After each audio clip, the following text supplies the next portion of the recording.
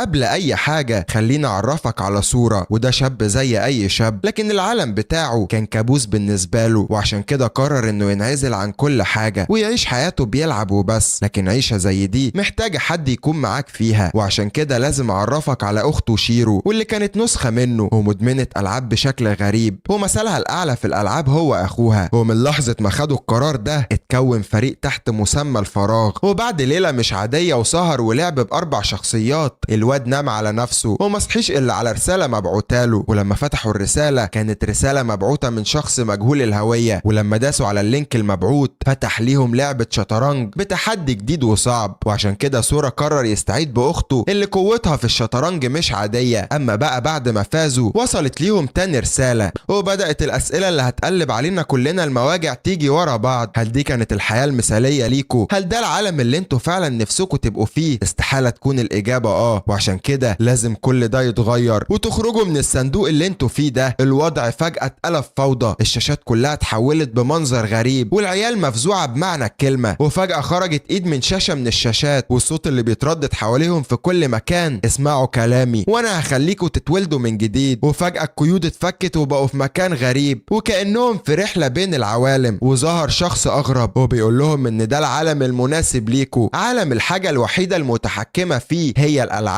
فقالوا له انت مين انت يا ابن المجنونه؟ قال لهم انا تيت، وانا الوحيد اللي واخد لقب البطل في العالم ده، واهم حاجه لازم تعرفوها عن العالم ده هم 10 قوانين: 1. القتل والسرقه ممنوعه تماما. 2. كل الخلافات هنا بتتحل بمواجهات في الالعاب. 3. اي رهان بيتعمل لازم يكون الجزيتين متساويين في القيمه. 4. قوانين الالعاب كلها متغيره حسب اتفاق الخصوم. 5. مش مهم تعرفوها لان مش هتحتاجوها قوي. 6. اي رهان يحصل لازم يتنفذ مهما كان. 7. اي صراعات في الالعاب ليها سلطة محددة تتحكم فيها. 8. والاهم، لو حد قفشك بتغش العقاب مش هيبقى فيه معلش. ولسه ناوي يكمل 9 و10. الواد سورا قال له اخلص الله يخرب بيتك، هنلبس في الارض وهنموت. وفعلا نزلوا وكأنهم نيزك على الارض، والغريب انهم ما اتخدشوش حتى. واول ما قاموا كان تيت اختفى اساسا من غير ما يفهمهم اللي حصل، والعيال بقت مش فاهمة اي حاجة ولا عارفة حتى هي فين. فاخوها قال لها شكل الحلم اللي حلمناه اتحقق بالغلط، وشكلنا كده جوه لعبة ما نعرفش عنها اي حاجة. ولو عايز تعرف قصة العالم ده فخليني اقولك ان اللعبة دي قامت على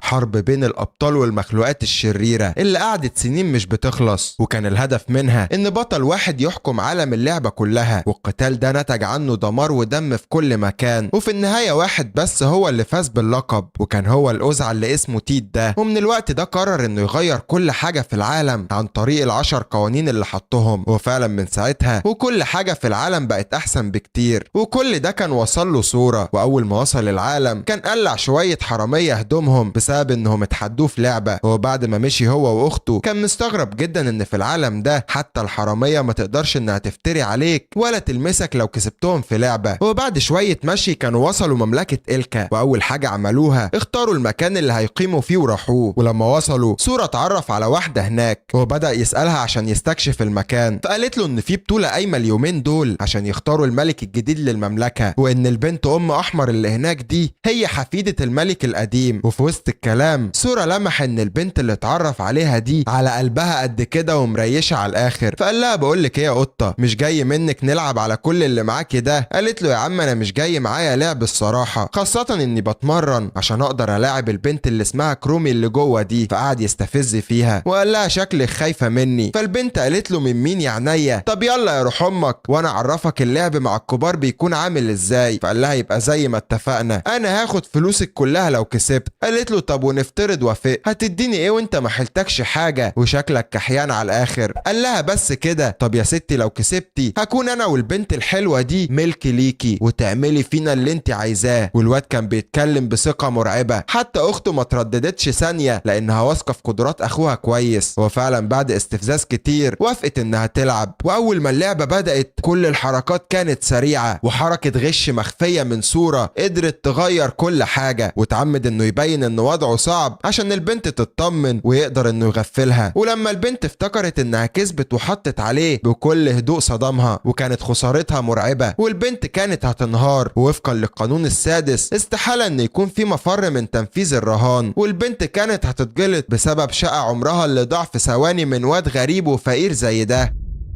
ولما مشيوا شيرو قالت له انت غشيت مش كده؟ قال لها الصراحة لكن القانون قال ان لو اتقفشت وانت بتغش هتتعاقب، وادام محدش قفشني يبقى مبروك علينا الفوز. ولما دخل للراجل عشان يأجر منه مكان يعيش فيه، الراجل حاول يستنصح عليه، لكن قوانين العالم دي مش مخليه اي حد يعرف ينصب على اي حد او يأذيه، وخد 4 ايام بسعر لقطة وكان مبسوط على الاخر. ولما ركز في ماتش كرومي وحفيدة الملك القديم، لاحظ ان كرومي بتغش، والغريب انهم ما كانوش فاهمين الطريقة اللي بتغش بيها بالظبط. فسورة ميل على حفيدة الملك وقال لها خدي بالك البنت اللي قدامك دي بتغش. ولما طلعوا الأوضة كان في شوية حاجات مناسبة ليهم عشان يقدروا يلعبوا، وبرغم ان في حاجات كتير لسه محتاجة تتغير، لكن اكيد احسن بكتير من اللي كانوا فيه. وتقريبا كده نقدر نقول ان اللعبة الحقيقية بدأت. المهم بقى ان تاني يوم الصبح حفيدة الملك راحت لهم الأوضة، وكانت متضايقة على الاخر لانها خسرت، وعمالة تقول لهم يا عم انا خسرت وما اعرفش البنت دي كانت بتغش ولا لا. فسورة قال لها انا مالي انك حمارة وما قدرتيش تعرفي الخدعة اللي هي بتعملها، وبعد كل ده جاية ترمي اللوم علينا وتلبسينا احنا خسارتك. والبنت بقت على اخرها ومتعصبة وهتطلع نار من دماغها. اما سورة فعمال يديها كلام اوسخ منه مش هتلاقي يا ابن عمي، وهي عمالة تقول له اسحب اللي قلته يا ابن الجزمة يا اما وربنا هزعق والم عليك المدينة كلها. وبعد ما فضل يستفز فيها وكانت عايزة تضربه، قال لها خلاص يلا نلعب لعبة وخدي حقك فيها. فالبنت استغربته، قال لها مالك بس؟ مش في العالم ده كل المشاكل بتتحل باللعب؟ خلاص انا موافق وعايز احل الصراع ده بلعبة طوبة ورقة مقص، وانا هجازف بكل حاجة يا ستي وهستخدم حركة الورقة بس، وانك لو كسبتي حقك تطلبي مننا اي حاجة وهنعملها حتى لو هتقتلينا، اما لو انا اللي كسبت فهتكوني مجبرة تنفذي كل اللي انا بقوله. وفعلا اتفقوا على كل حاجة والتحدي بدأ. وطبعا البنت بقت عمالة تعمل حسابات وبتحاول توصل لكل الاحتمالات الممكنة، وعارفة كويس ان مفيش قانون يحكم سورة انه يستخدم الورقة بس، فحتى لو غير استخدام الورقة لأي حاجة مفيش اي حاجة توقع عليه عقوبة. وفضلوا جيم ورا التاني والواد عمال يلعب على عقلها ويكسب،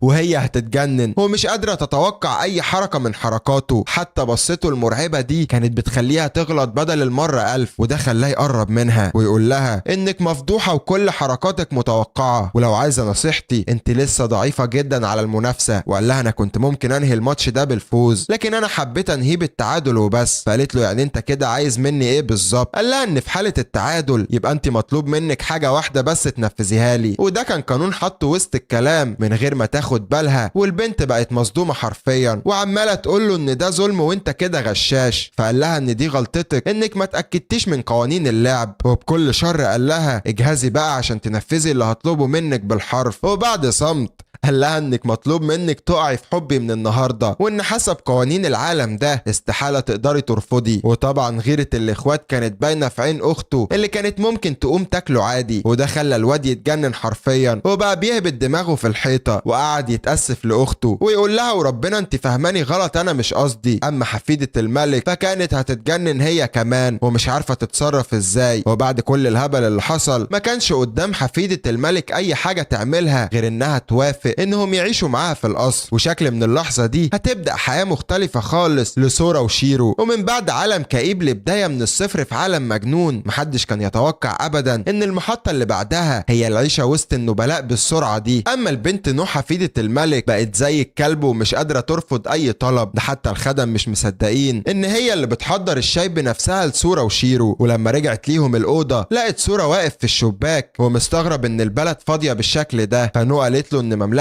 إلكا كانت الأكبر بين كل اللي حواليها، وإنها كانت بتنهار بمعنى الكلمة لحد ما جدي مسكها، وفي الوقت ده بدأ ينميها وبقت أكبر من كل ممالك البشر. فسورة استغرب وقال لها هو في حاجة تاني غير البشر عندكم؟ قالت له إن في تقريبا 16 سلالة مختلفة وكلهم بيطبق عليهم القوانين العشرة، وفي العالم بتاعنا ده بنسميهم أكسيد، وإن من أهمهم هم الجن واللي صنعوا أكبر دولة في العالم ده واللي اسمها 11 جارد، وإن كل السلالات دي بتتصنف من 1 ل 16، وللأسف إحنا أقل سلالة فيهم وترتيبنا هو رقم 16، 16 وده بسبب اننا اقل صلة بالسحر. فالواد سورة بقى مستغرب العالم ده، فقالت له اننا استحالة نطلع من التصنيف ده لاننا ما عندناش اي طريقة نخلق بيها دواير تربطنا بالسحر. وطبعا معنى كلمة استحالة دي سورة ما يعرفش عنها حاجة، وادام ده عالم قايم على الالعاب فايه المانع اننا نلعب في تفاصيله. واول حاجة عملوها طلعوا على المكتبة، وفي وقت قياسي حرفيا شيرو كانت اتعلمت اللغة اللي مكتوب بيها كتب السحر، وطبعا سورة متعود منها على ده. اما نو كانت هتتجنن وشايفة ان اللي حصل ده حاجة مستحيلة،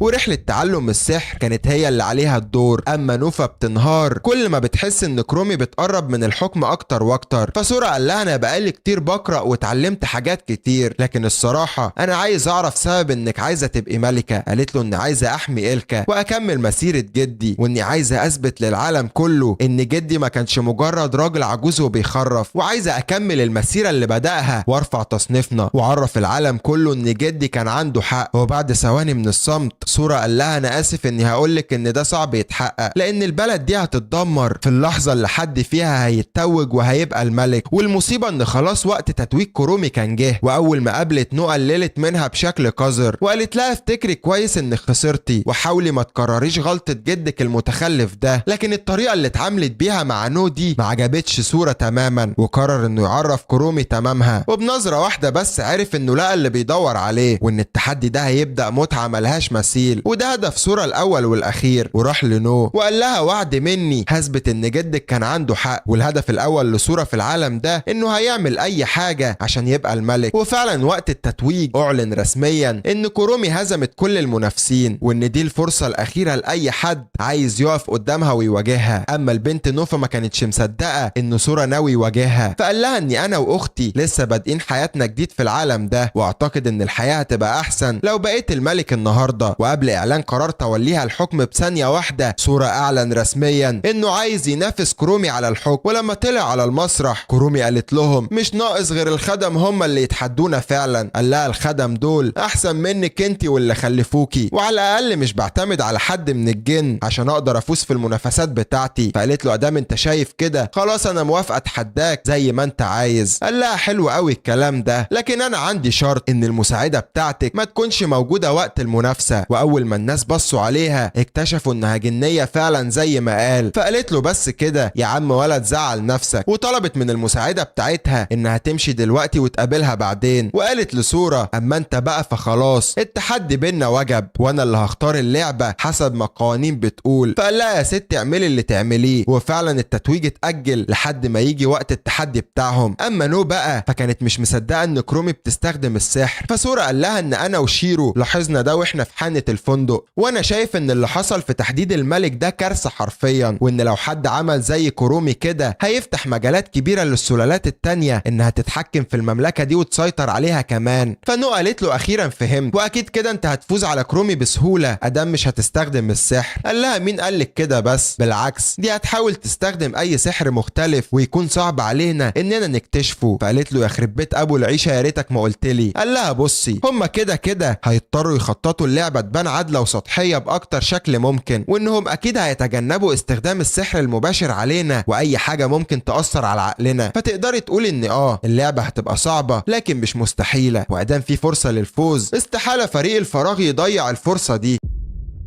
وبعدها كانت كرومي وصلت ليهم، ولما ركبوا معاها قالت له انا الصراحة فعلا طلبت المساعدة من الجن، لكن كان هدفي الوحيد من ده اني اخلي المملكة تزدهر وبعدها اقطع التعاون اللي بيني وبينهم ده. فقال لها ايوه اعمليهم عليا والبسي وش البراءة. فقالت له ما تبقاش غبي، وان البشر مش هيكون ليهم مكان وسط القوة دي غير لو بقوا عايشين تحت حماية سلالة تانية، وان ده طريق مفيش قدامنا غيره ولازم ندخله، خاصة بقى اننا لو بقينا تابعين لإليفنجارد وهي تقريبا الدولة الاكبر في القوة والسحر، وان صعب اي حد يقف قدامها. وعشان كده انا عايزاك تنسحب من المنافسة عشان اكمل خطتي، وان ده لو حصل اوعدك اني هخلي المملكة دي تزدهر وتوصل لمكانة محدش يتخيل انها توصل ليها. فسورة قال لها انا كده فهمت، وشكلك طلعت بنت بلد وجدع كمان، بس للاسف مضطر ارفض، واني هعمل اي حاجة عشان ابقى الملك واخد الحكم. فكرومي قالت له انا كده بضيع وقتي على الفاضي، وادام عايز كده يلا انزل عشان ندخل المكان اللي هعزمك فيه. ولما دخلوا المكان الغريب ده نو قالت له طب افرض افرض خطتها دي طلعت حقيقيه، فقال لها انك لو فضلتي تثقي في الناس كده هيحصل فيكي كذا وكذا وكذا، وفضل يرعب فيها لحد ما البنت كتمت بقها. واول ما دخلوا اوضه التحدي كانت اللعبه اللي مستنياهم هي الشطرنج، والنظرات اللي كانت في عيون كرومي بتاكد ان في لعبه قذره بتحصل في المكان ده، وكان شرط سورا الوحيد ان هو واخته يلعبوا سوا بالتناوب. فاخته حست انه مش واثق فيها، قال لها افهمي يا عبيطه، احنا مش قدام حد عادي، واكيد اللعبه دي فيها حاجه مختلفه، عشان كده هنساعد بعض، لان في الاول وفي الاخر احنا فريق واحد. وفعلا بيتفقوا ورسميا بتعلن بدايه اللعبه. ومع اول حركه من الخصم بدات تظهر صعوبه اللعبه، وان القطع ليها وعي وبتاخد قرارات من نفسها بعد قرار اللاعب كمان. فكرومي قالت له بالظبط كده، وانا شايفه ان الصعوبه دي كافيه عشان نقدر نحدد الملك. واللعب بينهم بقى مولع، والقرارات السريعه الدقيقه نازله زي المطر، لحد ما سورا بيلاحظ في نص اللعب ان الجنود مش بتنفذ كل القرارات، وكأن عندها وعي وبتبعد عن اي قرار ممكن يضرها او يموتها. فشيرو بتحاول تعمل عمليه حسابيه سريعه لكل التحركات، والقرار اللي خدته خلاها تخسر واحد من جنودها، وبدات تتوتر، والموضوع بقى اصعب بكتير. وبعد وقت طويل والماتش شغال بينهم، شيرو بدات تحس انها في مكان صعب ومش قادره تقاوم، وبدات تعيط وتقول لهم انا اسفه. فسورا حضنها وهداها، وقرر انه يتولى المهمه، وبصوت جبار امر كل الجنود انهم يصحوا معاه وينتبهوا. ومن مكاني كملك للمملكه دي بامر كل الجنود انها تقاتل وكانها بتحمي ارضها فعلا، ولو عملتوا كده هتكونوا الجنود المقربين للملك وهتشوفوا دلع محدش شافه قبل كده. وفعلا الجنود كلها بدات تهجم. اما سورا فقال لشيرو ان بفضلك قدرت تعرف اننا من البدايه مش بنلعب شطرنج اصلا، وان دي لعبه استراتيجيه، واخيرا كرومي جت في ملعبي وبقى بيوجه الجنود وكانه في حرب بحق وحقيقي. فكرومي بتقول له استنى انا لسه ما بداتش دوري. فقال لها بكل ثقه مين عبيط بيستنى دوره في الحرب، وده خلاها تؤمر جنودها انها تتحرك. وفي الوقت ده سورا حاول يستغل الثغرات اللي هتبان ويشجع جنوده اكتر واكتر، وفعلا ده خلاهم يتجننوا مش يتحمسوا، والقتال اتحول من مجرد قتال لمجزره استحاله حد يطلع سليم منها. فكرومي ما بقتش مصدقه، فقال لها امال انت فاكره ايه؟ واضح قوي انك بتستخدمي سحر الجن عشان تحركي معنويات جنودك، لكن الحماس اللي عند الجنود بتاعتي حماس طالع من القلب. ولو فاكره ان في ملك ناجح بيجبر جنوده انهم يطيعوا الاوامر بتاعته عن طريق الاستبداد، تبقي عبيطه. وبقت الحرب مولعه والهجمات فيها جباره حرفيا. وفجاه كرومي قررت انها تلعب كارتها الاخير، وامرت الملكه بتاعتها انها تنزل ساحه المعركه. ومن اللحظه دي كل واحد من جنود سورا بقى بيهجم كان بيتحول لواحد من جنود الخصم. فسورا امرهم كلهم انهم يتراجعوا، اما كرومي فامرت جنودها انهم يتقدموا ويحتلوا ارض سورا كامله، وهو ما بقاش عارف يعمل ايه وناقص يلطم على المصيبه اللي هو فيها. وقبل ما الملكه بتاعتها تخلص على الملك بتاعه نزل ارض المعركه بنفسه، وطلب من الملكه انها توقف الهجوم، وقال لها ان ملكه جميله زيك اي ملك يتمنى يعيش في خدمتها، ارجوكي وقفي القتال واعرفي تقاتلي في صف مين. وفعلا الملكه وقفت القتال وسمعت كلامه. اما سورا رجع مكانه اللي بدأ منه وشايف ان في فرصه للفوز، لكن اصعب مما كان متوقع. فاخته قالت له اهدى وان احنا فريق سوا وقادرين نفوز طول ما في فرصه. فلما كرومي امرت الفارسه انها تقطع راس الملكه الخاينه ما قدرتش تسمع الكلام وانهارت على الارض. لا مش كده وبس، ده كمان انضمت لجيش سورا وبقت مواليه ليه، وشكل موازين اللعبه كلها بتتقلب، والفوز هيتحدد باكتر من طريقه. خلاص الملوك اتغيرت والمنافسه بقت مباشره بين سورا وكرومي، وبغسيل العقل والالعاب المخفيه على مخ الجنود سورا والملكه اللي انضمت ليه خلوا الجنود تبدا تتمرد على كرومي. وطبعا في الوقت ده سورا كان واثق في نفسه بشكل مش طبيعي، وقال لنوني قلتلك اننا هنكسب من غير ما نحتاج نقاتل حتى. وكل كلمه كانوا بيقولوها خلت نو تفتكر كلام جدها واللي كان دايما بيتكلم عن الحكمه، وانها هي الطريقه الوحيده لصمود البشر اضعف السلالات في العالم ده. وفي وسط كل ده كان عدد الجنود اللي اتمردوا مش طبيعي، وخلاص كرومي هتتجنن ومش عارفه ازاي الاتنين دول قادرين يسيطروا على سحر الجن بنفسهم. فسورا قال لها حافظي على جنودك لو انت فعلا خايفه عليهم، واستسلمي وخليهم يروحوا من غير ما حد فيهم يتاذى. وبعد الكلمتين دول كرومي اتجننت تماما وقالت له استسلم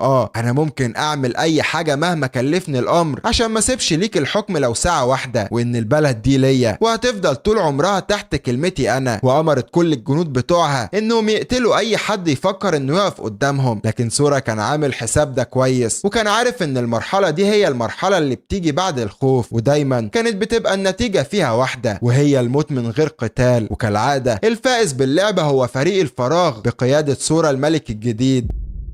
واللي حصل ده هو اللي فعلا نو مستنياه، وان زي ما جدها في يوم قال لها ان هيظهر شخص عارف قيمة المملكة دي كويس. اما سورا فقال لي نو ان جدك ما كانش بيتكلم غلط، وايمانه بان مملكة البشر قادرة تزدهر في يوم ما كانش مجرد خيال وسخافة زي ما الناس كتير كانت فاكرة، لحد ما فجأة كرومي دخلت عليهم ولقاها بتقول له انت استخدمت انهي سحر بالظبط يا غشاش انت، وانك استحالة تقدر تفوز على سحر الجن من غير وسائل مساعدة. فشيرو قالت لها انا فعلا عملت كده، وسورا قال لها اني ما عنديش مشاكل مع استخدام سحر الجن، لكن انا مشكلتي الشخصية كانت مع طريقة تفكيرك اللي بتقلل من امكانيات البشر، وان زي ما قلت اننا ما عندناش القدرة نعمل اي حاجة، كان لازم اثبت لك ان البشر ليهم الطرق الخاصة اللي يقدروا يعملوا بيها اي حاجة، وهي مش مصدقة ان مجرد بشري قادر انه يهزم سحر بالقوة دي. لكن بنظرة كلها تحدي قال لها ان دي الحقيقة شئتي ام ابيتي، ومن هنا ورايح اياكي تستخفي بقدرات البشر. وبرغم الجبروت والقسوة اللي كانت كرومي بتبنيها فضلت تعيط وانهارت ولا كأنها زي الاطفال بالظبط. وفعلا خلاص جه يوم التتويج، وكأي اتنين اخوات مفيش حد بيتفق مع التاني وقت الجد، الاتنين بقوا بيتخانقوا على لقب الملك، وقرروا انهم يلعبوا بعض والفايز يكون هو الملك. وتقريبا كده الماتش بقاله 3 ايام مستمر ومفيش حد لسه فاز. وبعد كل القرف ده اخيرا وصلوا الحل، وهما الاتنين بقوا ملوك للدولة. وفي اول اجتماع للملك بالمسؤولين في المملكة قرر انه يحط اول قانون، وكان قانون للولاء، وانهم هيلعبوا حجرة ورقة مقص وكلهم هيخسروا قصد عشان محدش فيهم يوصل اي بلاغ كاذب او يتفق مع حد ضده. وفعلا الناس كلها عملت كده، وبقى سورا الملك الاول اللي يستخدم قوانين العالم ده لصالحه. كانت اول مشكلة بيقابلها في المملكة دي هي ندرة الاكل، وبدأ يطبق نفس الحاجات اللي كان بيشوفها في العالم بتاعه في المملكة دي، والناس بقت مبهورة باللي هو بيعمله كأنه ساحر. واخيرا بعد طول انتظار جه وقت الخطاب الاول لسورا، واول ما خرج قدام الناس كان متوتر بشكل مش طبيعي، لكن وجود اخته جنبه اداله الشجاعة الكافية وقال لهم اهلا بكل مواطن عزيز واخ ليا في المملكة اللي البشر فيها بتخسر في عالم اتمنعت فيه الحروب. وهل حد يقدر يجاوبني ليه ده بيحصل؟ هل عشان احنا مجرد بشر؟ هل فعلا احنا اقل السلالات واقذرهم زي ما هم شايفين؟ لو انتوا شايفين كده تبقوا غلطانين. وفي الحرب القديمة كلنا وقفنا مع الجن وكل السلالات كتف في كتف وحاربنا وكسبنا معاهم، لكن من الوقت ده وحطونا في اقل ترتيب بسبب عنصرية قذرة وتمييز بين السلالات غير عادل تماما. هل انتوا ضعفاء ومعدومين الفايدة زي ما هم بيقولوا فعلا؟ ارجوكوا ردوا عليا، ما تنزلوش راسكوا في الارض. انا عايز كل بشر يرفع راسه ويفتخر بالسلالة بتاعته. احنا البشر الضعفاء، احنا اقل السلالات اللي هتوصل للقمة في اسرع وقت. احنا البشر وهنحارب العالم كله بالحكمة والعقل. وفعلا رفعوا شعار القوة المطلقة للبشر، وظهرت القطعة اللي بتشير لممثلين السلالة كاملة. وفي الوقت ده تبقى كلمة قليلة لو قلت لك ان صوت الناس هز العالم كله مش المملكة بس، والفخر بقى مالي عيون الناس، وكأن المملكة بدأت بداية جديدة للانطلاق في طريق النجاح. ومن اللحظة دي مملكة إلكا اعلنت الحرب رسميا على جميع السلالات، وحدودنا هترجع زي ما كانت واكبر كمان. الناس مش مصدقة والفرحة في كل قلب بتخرج وكأنها صرخات انتصار. اما نوفا كانت هتتجنن بسبب القرار ده، فقال لها قلتلك ان مش كل حاجة هتمشي زي ما انت عايزة، وان بمعرفة باقي السلالات اننا خرجنا الجن من المملكة هيفتكروا اننا مدعومين بقوة اكبر من قوة الجن، وعشان كده هيخافوا يتدخلوا في البداية ويبدأوا انهم يشكوا في بعض. ولما فهمت الخطة بتاعتهم بدأت تشك انهم فعلا ممكن يغيروا مسار العالم ده كله. وفي وقت ما كان سورا وشيرو قاعدين بيشوفوا ويفكروا يضموا مين ليهم، فجأة العالم كله اتحول لشكل غريب جدا، وكأن العالم اتجمد بطاقة سحرية مش طبيعية، وظهر ليهم من العدم تيت وقال لهم شكل الامور بقت امتع بكتير دلوقتي. وفي ثواني وداهم في مكان غريب وقال لهم ايه رأيكم في العالم ده؟ فقالوا له لو هنقارنه بالعالم اللي احنا كنا فيه فيا ريتك كنت ظهرت من بدري. وفي وسط الكلام سورا سأله عن لقب البطل، قال له ان ده كمان بيتحدد بالالعاب، وانك لو قدرت تحتل ال 16 سلالة الموجودين هتكون قادر تواجهني، ولو كسبت بعد كل ده فحلال عليك لقب البطل. وشكلنا كده قدام الهدف الجديد لسورا وهيطلع عين ابونا معاه الفترة الجاية. وتاني يوم نو دخلت على سورا وشيرو اللي كانوا مستخبيين من الشمس وقالوا لها حرام عليك يا شيخة، دي كانت اكتر اوضه ما فيهاش نور. فقالت لهم اصحوا الله يخرب بيوتكم، مش كفايه رامين كل الكتب القيمه دي في كل مكان كده؟ فقالوا لها سيبينا 5 دقايق بس وبعديها هنقوم نشوف اللي ورانا. فما كانش قدام نو حل غير انها تتحدى سورا مدمن التحديات. وبرغم ان ادم هي اللي طلبت التحدي المفروض ان سورا يختار اللعبه، لكن عطف عليها وخلاها هي اللي تختار. وكان الرهان انها لو كسبت المطلوب من سورا انه يكون شخص اجتماعي وبيتعامل زي البني ادمين. وطبعا الرهان زي ده اصعب حاجه ممكن تيجي في دماغ سورا، لكن اخته قالت له انشف كده واكسب وانت مش هتضطر تبقى كده. وفعلا جه وقت التحدي تحدي، وكانت اللعبة هي بلاك جاك. وطول الماتش سورا فضل محسس نو انها هتكسب لحد ما جه في اخر جولة اداها على دماغها والبنت اتصدمت حرفيا، والبنت ما كانتش فاهمة هي خسرت ازاي اساسا. فبدأ يشرح لها اللعبة وعدد الاحتمالات الموجودة فيها، ويا ريته ما شرح لان البنت صدمتها زادت الضعف. فقالت له انت اكيد غشيت. قال لها بالعكس انت اللي غشيتي في البداية لكن انا عديتها بمزاجي. وبعد ما خلصوا الجنان ده كله راحوا عشان يشوفوا بقى ام المملكة اللي بقت امانة في ايديهم. واول ما دخلوا المكتبة استقبلتهم امينة المكتبة بكل ترحيب، وكان اول طلب لسورة انه عايز المكتبة كلها.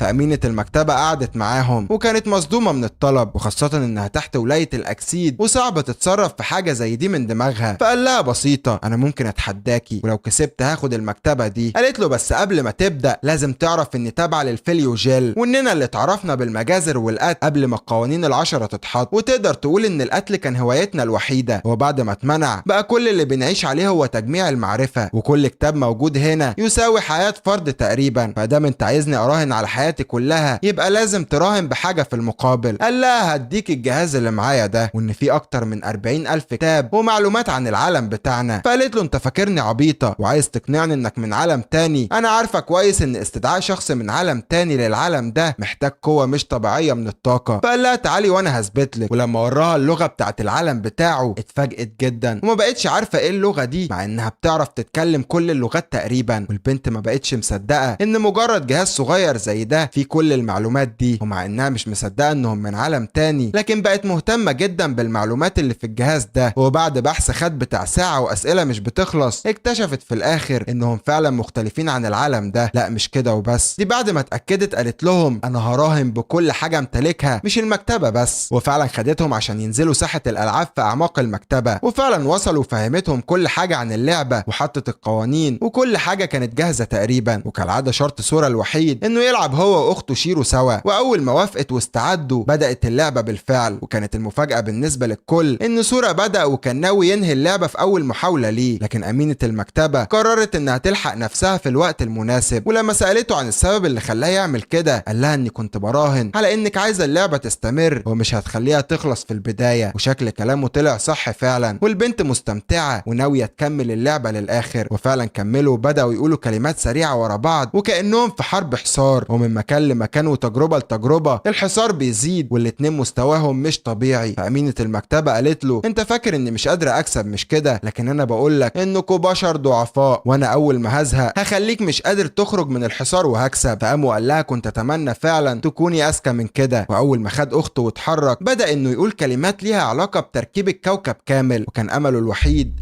ان امينة المكتبة ما يبقاش عندها علم بالتكوينات دي، لكن على العكس بدأت ترد عليه وتلعب في التكوينات هي كمان. وفضلت الكلمات رايحة جاية بينهم والتغيرات كلها بتأثر عليهم بشكل مش طبيعي، حتى لما سورا قرر انه يدمر كل الاغلفة عشان ما تقدرش تقول كلمات بدأت تكتبها بقوتها السحرية. وكانت مفاجأة مش طبيعية بالنسبة له، وكان الحل بالنسبة له هو اللعب بكل عناصر الجدول الدوري عشان يقدر يسيطر على الموقف. وكانت النهاية هي تدمير الجاذبية الكونية وانفجار كوني جبار بمعنى الكلمة. وبعد كل اللي حصل ده اخيرا كسب، وطبعا نو كانت هتتجنن عشان يستخدموها كطعم عشان يقدروا يكسبوا. ولما فضلت تزن عليهم وتهزقهم افتكروا انها لسه ليها يوم كمان تمثل فيه انها كلب. اما امينة المكتبة قالت له الصراحة انت مجنون جدا وما توقعتش انك تعمل كل ده. قال لها ما انا لو ما كنتش مجنون ما كنتش هقدر اتحدى البطل بتاع العالم نفسه. فلما البنت استغربت قال لها امال انت فاكرة ايه؟ وان اللي استدعاني هنا هو تيت، والصراحة انا قررت اتحداه واخد اللقب منه. والبنت ما بقتش مصدقة ومبهورة بيه، وقالت له انك كده كسبت وكل حاجة تخصني بقت ملكك، والزيادة على ده كله انا عايز اكون تحت امرك واخدمك طول العمر لو تسمح لي. وتقريبا الخطوات اللي سورا ماشي بيها ناحية هدفه محدش كان متوقع انها هتكون بالسرعة دي. ولما رجعوا القصر امينة المكتبة واللي طلع بعد كل ده اسمها جيجي اساسا حضرت لهم مطبخ سحر تقريبا، وكان مليان بكل حاجة ممكن تتخيلها او ما تتخيلهاش. وطبعا نو كانت مبهورة وخلاص ناوية تطلع الشيف اللي مسجون جواها. اما كرومي بقى فتقريبا بقت قاعدة في مكان معزول هي والجنية بتاعتها بس. فلما قعدوا يتكلموا الجنية قالت لها ان المملكة بدأت تتغير فعلا بسبب قرارات الملك الجديد، وطبعا كرومي كبريائها منعها انها تشكر فيه وطلعت عين امه شتيمة. لكن البنت الجنية قالت لها ما تحوريش على نفسك، ده انا نفسي بوداني سمعتك بتدوري على الاعتذار المناسب عشان تروحي تعتذري لنو. وطبعا الكلام ده خلى كرومي هتتجنن. لكن اللي كان مفاجأة كبيرة فعلا ليها ان سورا قدر انه ياخد المكتبة في الوقت القصير ده.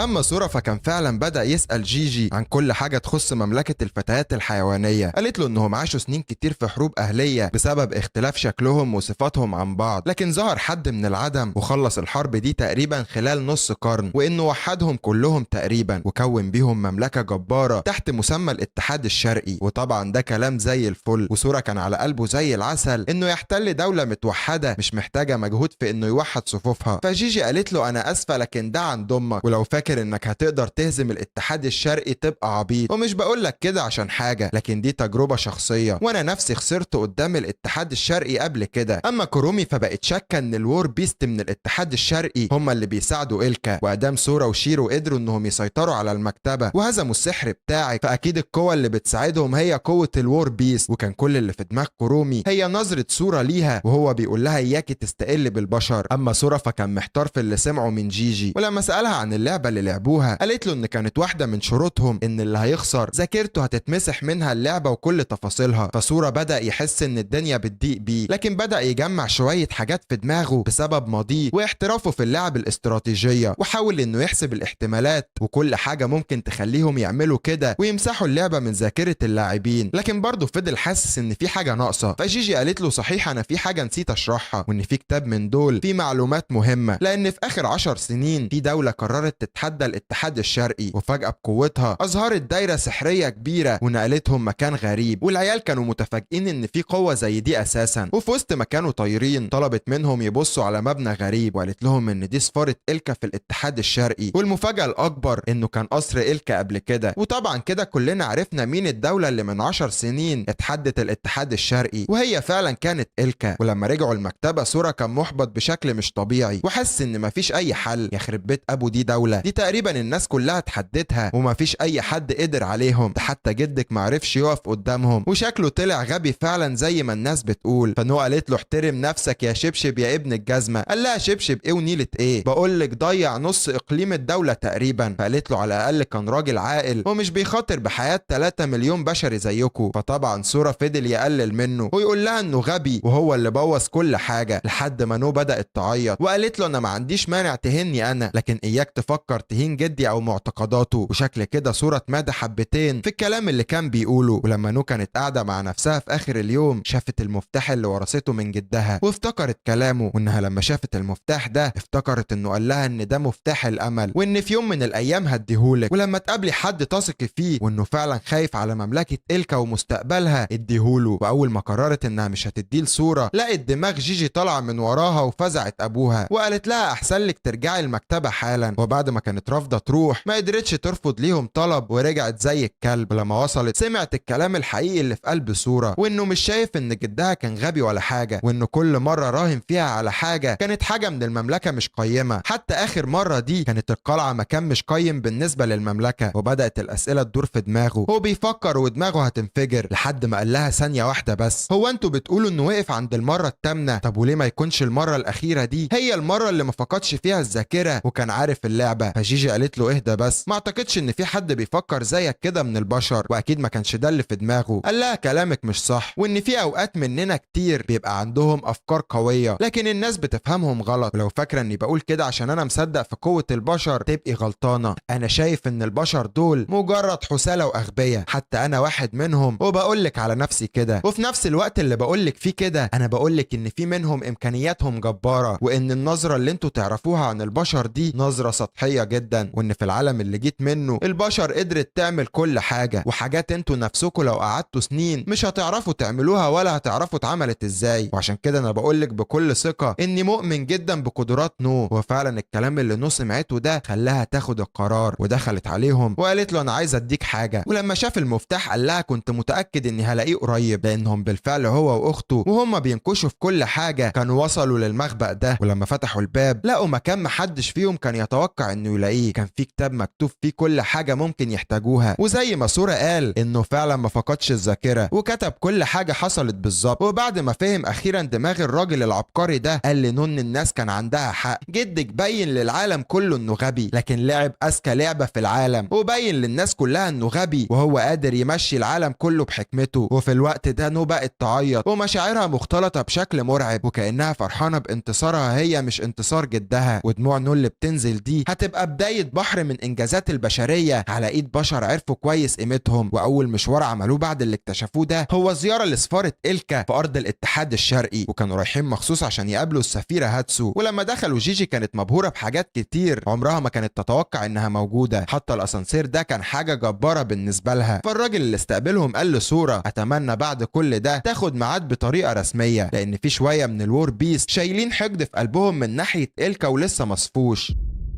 وان كل ده حصل بسبب الحادثه. فلما سورا سأل نو عن الحادثه اللي حصلت قالت له ان دي حروب الابنيه، وده خلاهم يفضلوا هم والمملكه بتاعتنا يتنافسوا اكتر واكتر في مين فيهم هيبني مبنى اضخم ومتطور اكتر. وفي وسط الكلام ده تقريبا عم الحاج اللي استضافهم بدأ يشد مع جيجي ومحتاجين حد يهديهم هما الاتنين. واول ما وصلوا كان باين طبعا فرق الشياكه والنظافه بين المملكتين. فالعيال سألوا سورا ازاي قدر يشوفوا اساسا، وكانت كاميرات التليفونات الحديثه ليها عامل كبير في انه يبدأ كل ده، وخاصة انه كان مبهر جدا بالنسبة ليهم وقدر يضحك على واحد بيقرا العقول. ولما ممثلة السفارة وصلت سورا قعد بكل ثقة وقال له بص يا ابو العواجيز، انا عارف ان البنت دي حفيدتك وانا عايز العب معاك لعبة على لا مؤاخذة حفيدتك دي. وطبعا الراجل سمع الكلمتين دول واتجنن على الاخر، وتقريبا كان ناوي يبلعهم صحيين وقال لهم انجزوا حالكم وقولوا سبب زيارتكم الحقيقي او امشوا وخلصونا. فسورا قال له انا قلت اني عايز اتحداك، ولا انت خايف تسلم عليا وتبدأ التحدي؟ خايف من ايه لو انت فعلا بتعرف تقرا الافكار، ولا دي كمان كانت كدبه؟ وهو فعلا اكتشف انها كانت كدبه وانها طريقه اي حد عنده علم واسع يقدر يعملها ويحسس الناس انه بيقرا افكارهم. ولما الراجل اتصدم انه قفشه قال له ركز معايا بقى ادام الاوراق اتكشفت بدري، انا وشيرو الممثلين لمملكه إلكا كلها وبنديكوا الفرصه انكم تكونوا اول خطوه في طريقي انا وشيرو للسيطره على العالم، واننا بنتحداكوا في لعبه بين الدول على كل اللي بيملكوا الاتحاد الشرقي من العالم ده. فلما العيال اتصدموا من اللي هو بيقوله قال لهم مستغربين ليه؟ تعالوا اكشف ليكوا كام حقيقه كده، وان اول حاجه الاتحاد الشرقي كان بيمسح كل الذكريات عشان محدش يقدر يفوز عليه، وان اللي كان بيحصل ده استحاله يكون في شيء من المنطق، وان برغم ان إلكا من اضعف السلالات لكن هي الوحيده اللي جربت تتحداهم 8 مرات، وده بسبب ان السلالات التانيه بدات تلاحظ شويه حاجات كده، وان اكيد اللعبه دي مش بينفع نستخدم فيها السحر. وبرغم ده جربوا 3 مرات كمان، لكن الغريب انهم بعد رابع مرة وقفوا، وان اكيد في احتمال من الاتنين بس لسبب التوقف ده. اول واحد انهم فهموا انهم مستحيل يكسبوا، تاني حاجة انهم عرفوا اللعبة فعلا لكن ما فهموش سبب الخسارة بتاعتهم. فشيرو قالت له فعلا منطقي، لكن مش غريب انك تبقى عارف اللعبة ومش عارف سبب خسارتك. فسورا قال لها ده لسه اللي جاي انقح، لان في كام لعبة ممكن تنفع تلعبها قدام اكتر من سلالة بقدرات مختلفة، خاصة لو اللي عاملها مملكة متقدمة زي المملكة دي. اكيد لعبة من العاب الفيديو واللي ممكن تغش فيها على كيفك. واللي اكد لي كلامي دخلنا من ممر القلعه دي، وان لعبه الفيديو اللي كانت بتتعرض جيجي انبهرت بيها وكانها شافتها لاول مره، وده بسبب انهم محوا ذكريات اللعبه عن دماغها. وبما انكم اللي عاملين اللعبه فبيبان الغش قدامكم مفتوحه على اخرها، والهبل اللي انتوا بتعملوه ده كله هو اللي انتوا ضحكتوا بيه على الناس وسميتوه الحاسه السادسه. انت ممكن تكون بتعرف الشخص اللي قدامك بيكذب ولا لا، لكن استحاله تكون بتقرا الافكار. والسؤال الاخير والاهم، ازاي قدرنا احنا وبس نكتشف كل ده؟ واعتقد ان دور الاجابه جالك انت يا عجوز. فالعجوز قال لهم اكيد الملك القديم كذب علينا وخالف القوانين. قال له بالعكس، ده كان متاكد انكم مش بتقروا الافكار ولعب على الحته دي، وانه قال انه مش هيقول لحد طول حياته، لكن بعد وفاته اكيد الموضوع مختلف. وخلينا بقى نتكلم في الجد، وان دلوقتي لو قلنا لاي حد من الجن عن لعبتكم دي هيكون وضعكم صعب شويتين، وان الحل الوحيد قدامكم هو انكم تقدروا تمحوا ذاكرتنا. وقدامك دلوقتي حل من الاتنين، يا اما تهرب يا اما تلعب. وانا عن نفسي هعلي الرهان، ودي قطعه السلاله بتاعتي وانا هضمها للرهان وانت واختيارك. واول ما طلع قطعه السلاله الناس كلها عرفت ان في مصيبه بتحصل. المجنون بتاعنا بيضحي بكل حاجه مقابل فكره في دماغه ومصمم انه يثبتها. فالراجل العجوز قال له ادام انت متاكد كده وعارف ان مفيش حد كسب في اللعبه دي فاكيد تبقى مجنون ومختل، وانت بتراهن على انقراض سلالتك كلها في لعبه كل اللي دخلها خسر فيها. قال له الصراحه بدات احس انك مشهور على الفاضي يا عجوز انت، ولو كنت فعلا ذكي كنت اكيد هتعرف اننا مش من العالم ده، واللي لازم تعرفه كمان انك لو اتشقلبت مش غشيت بس، مهما عملت مش هتقدر تقف قدام حد فينا. والراجل خلاص بدأ يتوتر ومرعوب من اللي بيحصل، وكل اللي شاغل دماغه هما مين الاتنين دول بالظبط وناويين على ايه. وقبل ما يمشوا حفيدة الراجل ده بدأت تتعصب من طريقتهم، وشكلها كده ناوية تقبل التحدي. ولما رجعوا المملكة نو كانت عايزة تدفن سورة حي، وعمالة تقول له انت عارف لو ده كان حصل المسؤولية اللي هتتحملها عاملة ازاي؟ قال لها ولا مسؤولية ولا حاجة، لان لو خسرنا اصلا هننقرض ومحدش هيلحق يرمي اللوم عليا. وطبعا الكلام ده خلى نو تتخض منهم، وبدأت تحس بالندم انها ادتهم الثقة وشايفة انه كان قرار غلط. اما جيجي فعلى العكس، وقالت له اني معاك وواثقة فيك، وان الجراءة دي مطلوبة عشان تطور من شعبك وتوصل للمكان اللي انت تستحقه. فقال لها هي دي الروح اللي انا عايزها. ولو عايزين اجابة صريحة على سؤال هنتصرف ازاي لو خسرنا، اعتقد الاجابة واضحة، وان مفيش حد فينا عنده اي نية للخسارة.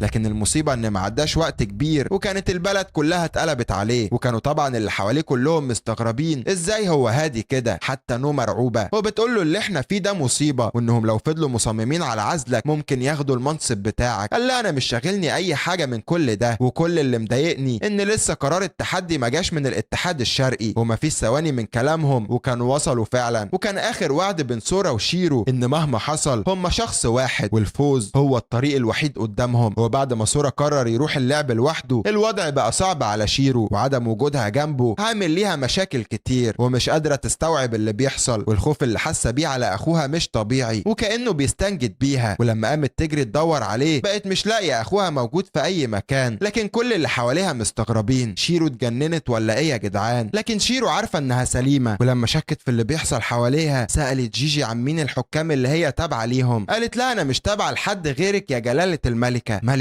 انا وبس؟ طب وصورة؟ لكن خلاص صورة ما بقاش ليه وجود، الدنيا اتقلبت والكل بيدور عليه، لكن محدش يعرف له طريق. الكل بيحاول يقنعها ان طول الوقت ده ما كانش فيه غيرها، لكن هي مصممة انه موجود ومتأكدة ان في حاجة غلط حصلت. وحتى لما حاولت تهرب من الحقيقة كانت اللعبة الاخيرة هي حبل الوصول بينها وبين صورة، وفي الوقت ده قررت انها تعمل اي حاجة عشان توصل له وتعرف مكانه. واول حاجة سألت فيها نو جيجي هي ايه الحاجات اللي عملوها في يوم 19 اللي اختفى فيه صورة. لكن الغريب انهم كانوا مش فاكرين اي حاجة عن اليوم ده اصلا، واخيرا بدأوا يصدقوا ان في حاجة غلط ومش طبيعية بتحصل. وفي وسط ما كانوا بيفكروا في حل شيرو قالت لهم مش يمكن دي تكون اللعبة. فنو قالت لها دي تبقى مصيبة، لانها لو فعلا اللعبة فاكيد هتأثر على وجود السلالة كلها. فقالوا لها خلينا نفترض ان دي هي اللعبة، فتفتكري هتكون اي نوع من الالعاب دي. وفجأة افتكرت كلام اخوها ليها قبل ما تمشي، وقالت لهم ان استحالة اخويا يسيبني لوحدي، لحد ما فجأة سمعت صوته وبدأ يكلمها ويقول لها انا عايزك تستخدمي كل الذكريات اللي بيني وبينك. وفعلا انتهت في رحلة غريبة وسط ملايين الذكريات بينهم هما الاتنين، وبدأت تفتكر اخر كلام قالوا ليها، وفضلت تفتكر وتفتكر وتفتكر وتحاول تدور على القطعة اللي ناقصاهم واللي اخوها بيدور عليها. وبدأت توصل تدريجي للي بيحصل، وان اكيد القطعة الناقصة دي هي جني، لكن مين وازاي ومنين مش عارفة. واخر حاجة جت في دماغها هي لعبة لسلب وجود الاخر، وفعلا دي الحقيقة. صورة بيتحدى كرومي، او بمعنى اصح هي اللي عايزة تتحداه، والتحدي ده من نوع مختلف تماما، لان صورة اختار لعبة اللي هيخسر فيها هيتمحي من الوجود تماما، واللي يكسب ليه الحق يطلب اي طلبين من الخسران حتى لو نتائج المحو من الوجود ابدية. وضاف كمان للرهان ان اللي هيكسب يبقى ليه الحق في السيطرة على اتباع التاني. وفي الوقت ده شيرو فاقت من الاغماء، واول حاجة سألت عليها جيجي لو تقدر تصنع لعبة تمحي الخسران من الوجود. قالت لها لا لكن مش مستحيل، وان في سلالة اسمها المهرجين قدرت تعمل كده. فنو قالت لهم يبقى اكيد عن طريق اللعبة دي صورة قرر انه يمحي وجوده لسبب. فجيجي قالت لها معنى كده انه خسر بالفعل، وانه لو كسب كان زمانه هيبقى موجود معانا. فشيرو قالت لهم بالعكس، وانا متأكدة ان اللعبة لسه شغالة لحد دلوقتي. وفعلا بدأت تستخدم قوتها في استشعار السحر، وقدرت واكتشفت ان في سحر في الأوضة فعلا. واول ما قرروا يدوروا على اي حاجة ليها دليل احجار اللعبة بدأت تظهر في الأوضة، وده خلى شيرو تفهم كل حاجة، وان اخوها اداها الفرصة عشان تلعب معاه. وبرغم انها مش قادرة تشوف لوح اللعب، لكن قادرة تعرف اللي اخوها ناوي يعمله. اما اللعبة بين سورا وكرومي لسه مستمرة، وحصل اغرب حاجة ممكنة، وبرغم انها فازت عليه واختفى لكن لسه موجود في اللعبة وكأنها ما خلصتش، واللي هي ما تعرفوش ان لسه اللعبة بتبدأ، والفوز بيبني طريقه على ايد شيرو. وفعلا بلعبة ورا التانية والتالتة اللي كانت جزء من قلبها قدرت تدمر حاجز السحر اللي موجود في المكان وترجع اخوها ليها. واول ما رجع قدامها كان فاكر انها هتهزقه بسبب اللي عمله، لكن هي جريت عليه وحضنته وكأنها اول مرة تشوفها في حياتها. وفي نفس الوقت ده كانت الجنية بتاعت كرومي موجودة في المكان معاهم وبتحاول تفوقها، وعمالة تتحايل على سورا انه يرجعها وهتعمل له اللي هي عايزاه. وكان الطلب الاول ليه احتفاظ كل واحد فيهم على المعلومات اللي عرفها من ذكريات التاني، اما التاني هو الجنية وانها تبقى جاسوسة ليه. فكرومي اول ما فاقت قالت لها اعملي اللي بيطلبه منك، وبعد ما عرفت ذكرياته وشافت اللي بيفكر فيه قررت تنضم ليه في الخطة بتاعته. وبكده سورا يبقى حقق اللي هو عايزه ورجع لاخته كمان، وكل شوية يثبت لينا انه بيبدأ لعبة اكبر من اللعبة اللي قبلها بكتير، واكيد هيجي الوقت اللي هيحقق فيه كل اللي بيسعى له. لكن اللي كان مستمر ومش بيقف هو اعتراض السلالة البشرية كلها. اما سورا في نفس الوقت ده كان طلب من كل اللي انضموا ليه انهم يتجمعوا لانه عايزهم في حاجة مهمة، وطبعا كالعادة خلاهم كلهم يستغربوا من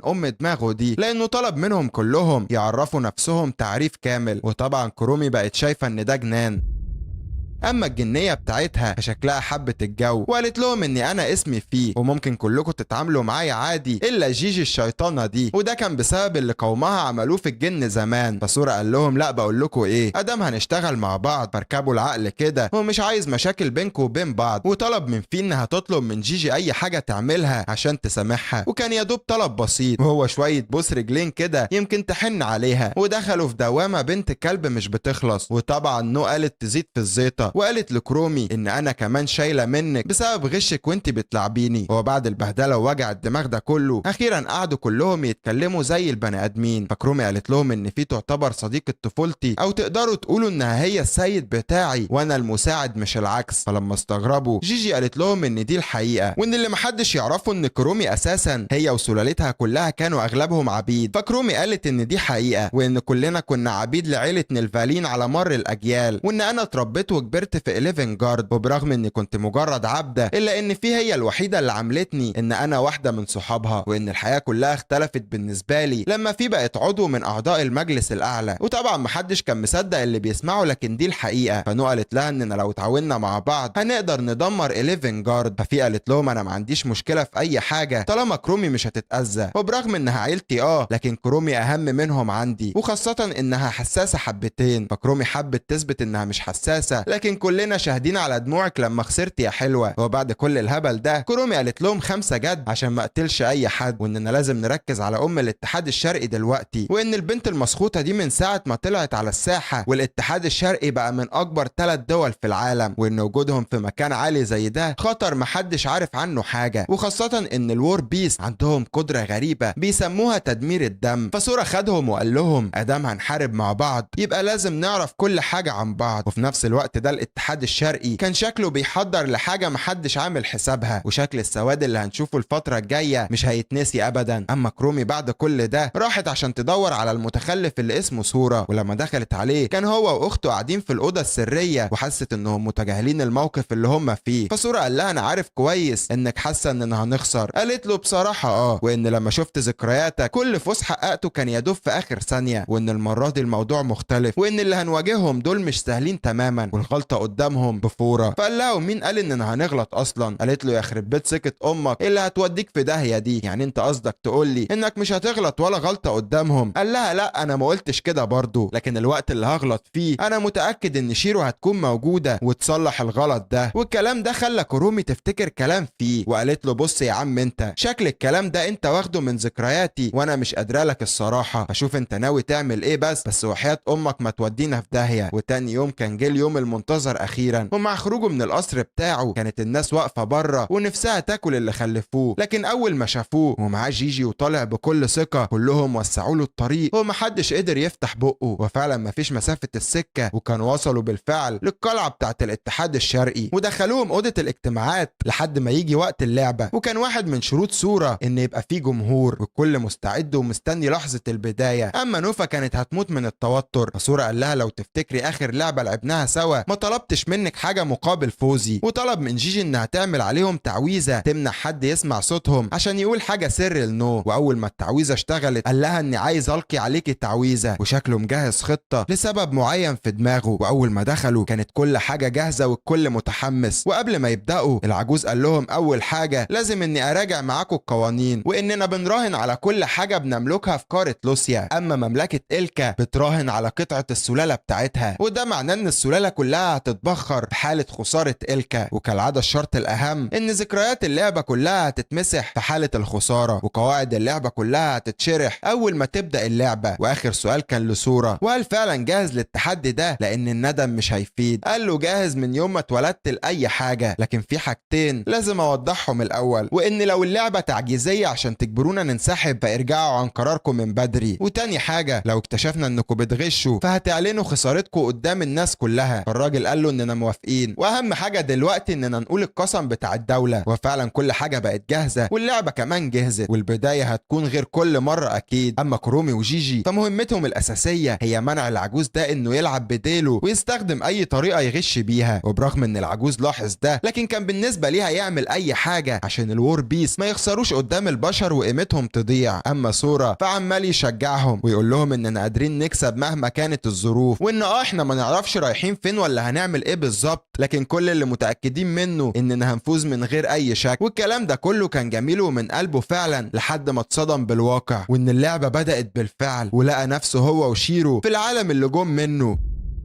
واللي كان بالنسبة ليهم كارثة هربوا منها سنين عمرهم. وكان بالنسبة ليه السلالة كلها تروح في داهية أحسن ما يواجه العالم ده مرة تاني. وقعد يتأسف ليهم ويقول لهم وربنا لو كنت أعرف إن دي اللعبة ما كنت وافق. ومفيش دقايق وظهرت شاشة كبيرة وكان بيكلمهم منها الراجل العجوز المتخلف ده، وقال لهم أهلا بيكم في عالم اللعبة الخيالي. وأول ما سورا سمع كلمة خيالي دي قال له يخرب بيت أبوك، كان لازم يعني تخلي العالم ده شبه طوكيو؟ ده أنا دماغي لفت فيها ذكرياتي كلها يا ابن الجزمة. فالراجل قال له اهدى بس، ده مجرد عالم خيالي. اما سورا فبقى عمال يهدي شيرو ويقول لها اننا جوه لعبه زي اي شخصيه لعبنا بيها قبل كده، وكانت خلاص اخيرا فهمت وحست انها صحيت من كابوس. فالراجل العجوز قال لهم خلينا ما نضيعش وقت ونبدا، وان اول حاجه هنعملها هي شرح القواعد كلها، وان في شنط قدامكم فيها اسلحه ودي المفروض تخلصوا بيها على كل الشخصيات اللي هتطاردكم، وان المسدس اللي معاكم ده اسمه مسدس الحب، وان كل طلقه بتطلع منه مرتبطه بقوه حبكم الخاصه، والهدف الاساسي هو انك توصل للشخص الاخير وتقنعه بحبك الحقيقي. وتقريبا كده قصده بالشخص ده حفيدته، وان اهم حاجه انه ممنوع استخدام السحر في العالم ده. ولسه بيسالهم محتاجين تعرفوا اي حاجه تاني، كان سورا بدا يلعب اصلا، واي واحده بتقرب منه بيديها على طول. اما نوفا تقريبا ما كانتش لسه فاهمه، وده خلى طاقه الحب تخلص من السلاح بتاعها، وان الحل الوحيد عشان ترجع الطاقه دي هو ان حد معاها في الفريق يضرب عليها بسلاحه. فبداوا يجربوا يضربوا بالسلاح على بعض، وتقريبا الناس لاحظت ان تصرفاتهم كانت غريبه حبتين. لكن تقريبا كده بعد العبث ده كله، خاصه اللي نوع عملته، فهموا كل حاجه محتاجين يفهموها وهيبداوا ينطلقوا. وفي نفس الوقت ده كرومي وفي كانوا بيحاولوا يسيطروا على الوضع من بره، لكن كرومي قلقانه وشايفه انه صعب قوي حد يقف قدام الوور بيس بقوتهم المرعبه دي، واللي في ناس كتير بتقول انها قريبه جدا من حدود الفيزياء. اما سورا فاندمج في اللعبه على الاخر، وبدات الحسابات تشتغل، وكل خطوه بيحاول انه يكون عامل حسابها وكانه بقى جزء من اللعبه. وحتى الناس كلها بدات انها تتحمس اكتر واكتر. وفي وقت ما حفيده العجوز كانت مستنيه الوقت المناسب، سمعت خطوات ومن تحليلها عرفت انها خطوات شيرو، ولما حاولت تفاجئها ما لحقتش، وبدا هجوم بين الاتنين وكان عنيف ومش سهل اي حد يعدي منه. وقبل ما تيجي الفرصه اللي البنت هتخلص فيها على شيرو، الحظ كان جدع معاها اكتر من احمد السقا. لكن مين قال ان ده ممكن يبقى حظ بس؟ لان سورا قال انهم لعبوا كميه العاب رمايه زي دي في حياتهم ملهاش عدد، لكن صاحب الافضليه والقوه الجباره فيها كانت دايما بتبقى شيرو، اللي قادره تحس تحركات العدو قبل ما يفكر فيها حتى. وكل ده كوم، وخدعه طلقتها الموجهه دي كوم تاني، واللي ممكن تراوغ العدو وكانها مضروبه من شخص مختلف اساسا. والحاجه الوحيده اللي ممكن تنقذك من الهجوم بتاعها هو الهروب، لكن الهروب قدام فريقنا صعب، لان البنت لقت في وشها جيجي بتحاول تخلص عليها هي كمان، وبدات تحاول تهرب من هجومهم باي طريقه ممكنه. وفضل الهجوم مستمر في الجو لحد ما قدرت تنزل على الارض وتهرب. وبرغم ان طريقه الفريق مميزه وكل واحد فيهم بيكمل التاني، لكن اللي مميز بشكل مش طبيعي هي حفيده الراجل ده، وان طريقه استشعارها للطلقات وتحركاتها في الهواء وكل ده استحاله يكون طبيعي.